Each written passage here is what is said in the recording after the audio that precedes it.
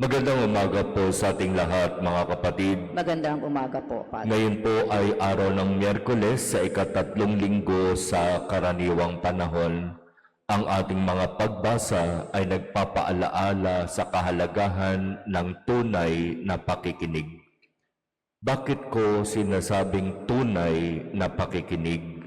Sapagkat sa karanasan natin sa buhay, lahat naman tayo kahit papaano nakakapakinig. May tainga na maayos na nakakapakinig, pero hindi lahat tunay na nakakapakinig.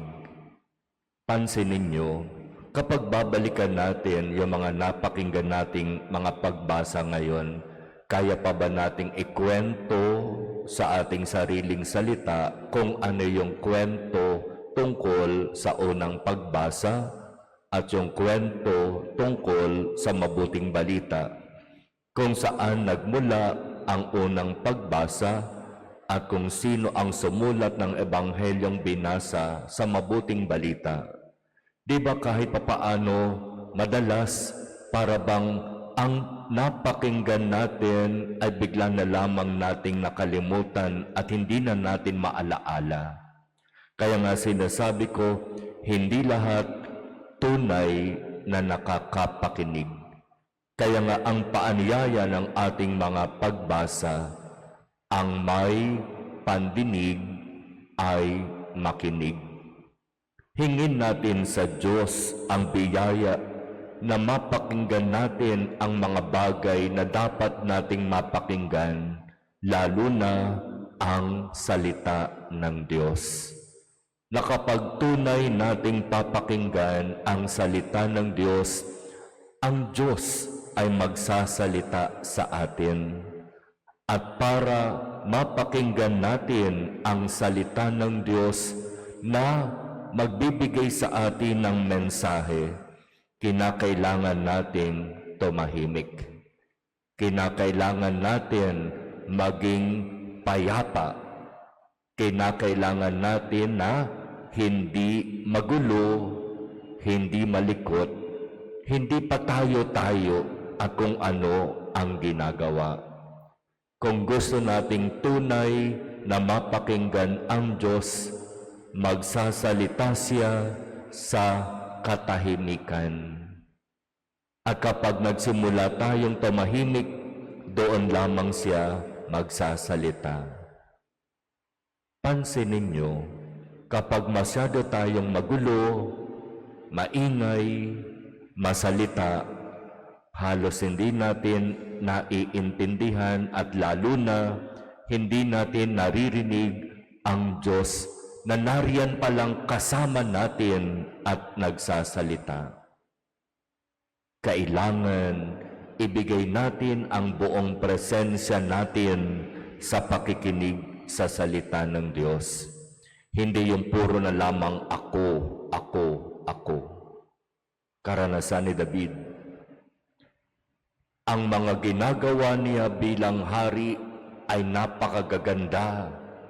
Tagumpay lahat, maayos lahat. Ang para kay David, ginagawa ko ito at gagawin ko ito at plano ko itong gawin.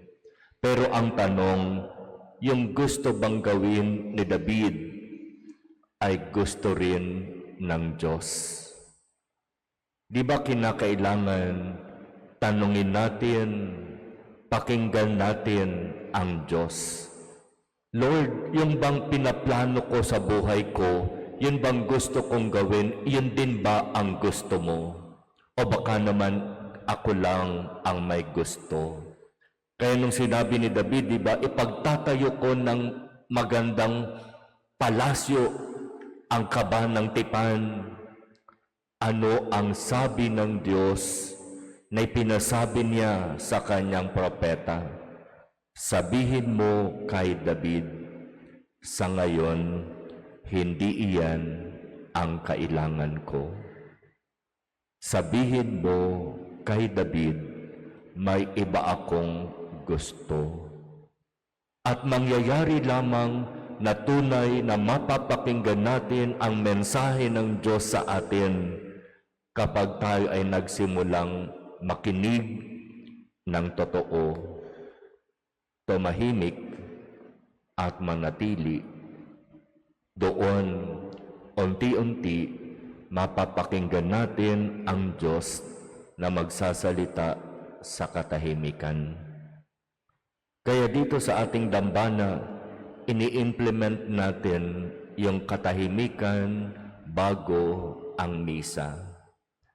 Maaga kayong dumarating, pumupwesto kayo sa paborito ninyong pwesto, yung mga nag-online, naghahanda para makapagsimula ng kanilang pakikiisa sa online mass.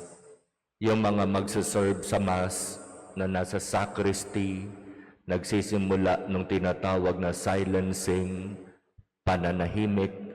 Mahalaga ito para sa ating lahat, sapagkat sa banal na misa, magsasalita ang Diyos. At sa kanyang pagsasalita, kailangan nandoroon sa atin yung disposisyon para makinig. Kinakailangan tayo ay talagang magbibigay ng ating buong sarili para mapakinggan ang mensahe ng Diyos. Kaya nga, kung tunay na nais nating mapakinggan ang mensahe, ang salita ng Diyos, kailangan natin ibigay ang buo nating sarili, kailangan tumahimik sa panglabas at sa pangloob at maging handa sapagkat magsasalita ang Diyos.